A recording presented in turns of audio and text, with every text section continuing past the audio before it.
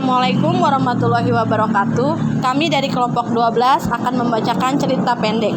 Sebelumnya saya akan memperkenalkan kelompok saya. Saya Mia Masita Hamadi. Saya Nurleni. Saya Harlita Aurelia. Ya, langsung saja kita bacakan cerita pendeknya. Judul cerita pendek: Langkah Kecil Naya untuk Lingkungan yang Lebih Baik. Tema: pendidikan atau edukasi. Tokoh: Naya, Ibu Naya, Pak Kamituo, dan Ibu Wulan. Alur: abstrak, orientasi, komplikasi, pencapaian konflik, puncak konflik, evaluasi, resolusi, dan koda. Langkah kecil Naya untuk lingkungan yang lebih baik. Pada suatu sore, Naya baru terbangun dari tidur.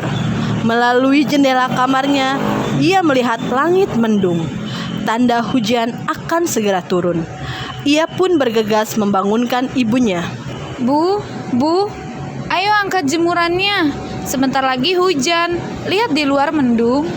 Seru Naya.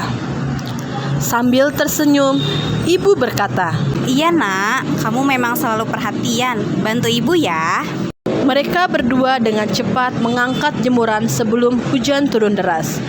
Tak lama kemudian, hujan turun dengan derasnya, membuat suasana di sekitar rumah Naya menjadi segar dan basah.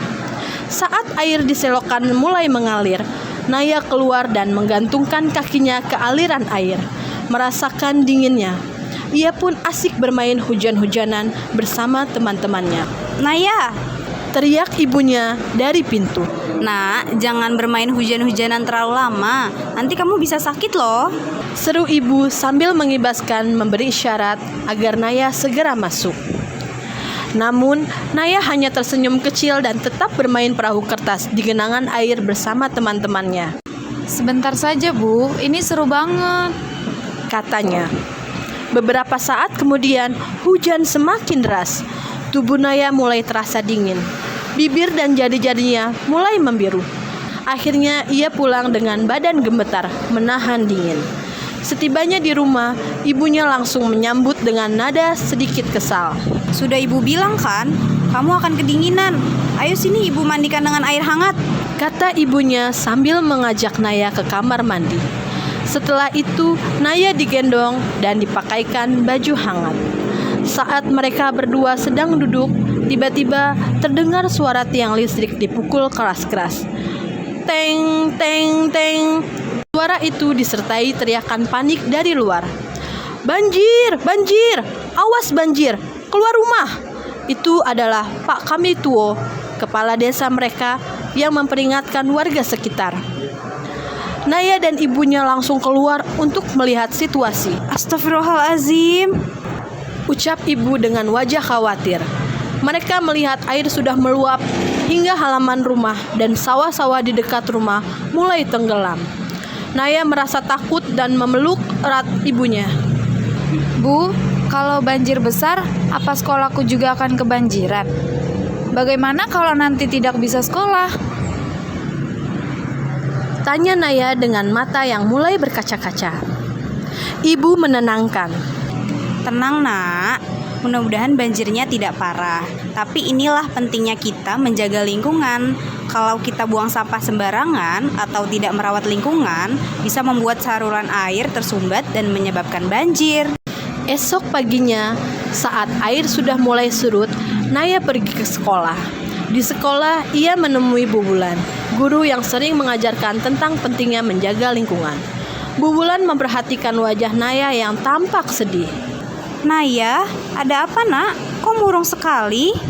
Tanya Bu Wulan sambil tersenyum lembut. Naya menjawab, Bu, semalam rumahku hampir kebanjiran. Bahkan jalanan di sekitar rumah terendam. Aku jadi takut. Ibu bilang ini bisa terjadi karena kita kurang menjaga lingkungan. Bu Wulan mengangguk, lalu menepuk bahu Naya dengan lembut. Iya Naya, apa yang dikatakan ibumu benar. Menjaga lingkungan itu penting sekali.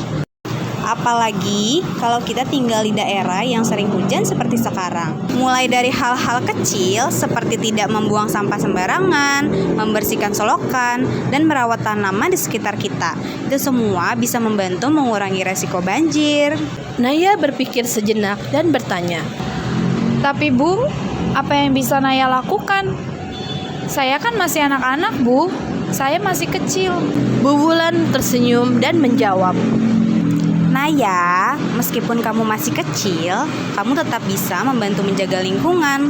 Misalnya, kamu ajak teman-temanmu untuk selalu membuang sampah pada tempatnya, menjaga kebersihan kelas, dan merawat tanaman di sekitar sekolah.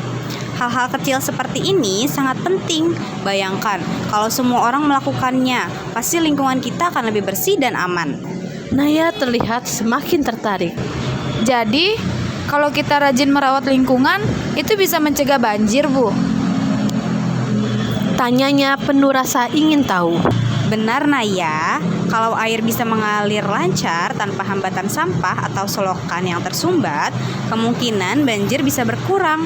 Selain itu, kita juga harus menjaga hutan. Kamu tahu kan, pohon-pohon di hutan bisa menyerap banyak air. Kalau hutan gundul, air hujan akan langsung turun dan membuat banjir lebih parah. Jelas Bu Wulan. Naya mengangguk penuh semangat. Wah, Naya paham sekarang Bu. Naya janji akan menjaga lingkungan, mulai dari di sekolah, di rumah, dan di mana saja. Dan nanti Naya juga akan bilang ke teman-teman supaya mereka juga mau ikut menjaga lingkungan. Bu Wulan tersenyum bangga mendengar semangatnya Naya. Ibu senang sekali mendengarnya Naya. Kalau kamu bisa mengajak teman-temanmu, itu artinya kamu sudah menjadi contoh yang baik untuk mereka. Ingat, menjaga lingkungan bukan hanya tanggung jawab orang dewasa, tapi juga untuk kita semua. Dan kamu bisa jadi pemimpin kecil untuk menjaga lingkungan. Naya tersenyum lebar dan merasa bangga. Di hatinya, ia bertekad untuk menjaga lingkungan, mulai dari hal-hal kecil yang bisa ia lakukan setiap hari. Sekian cerita pendek dari kami kelompok 12. Assalamualaikum warahmatullahi wabarakatuh.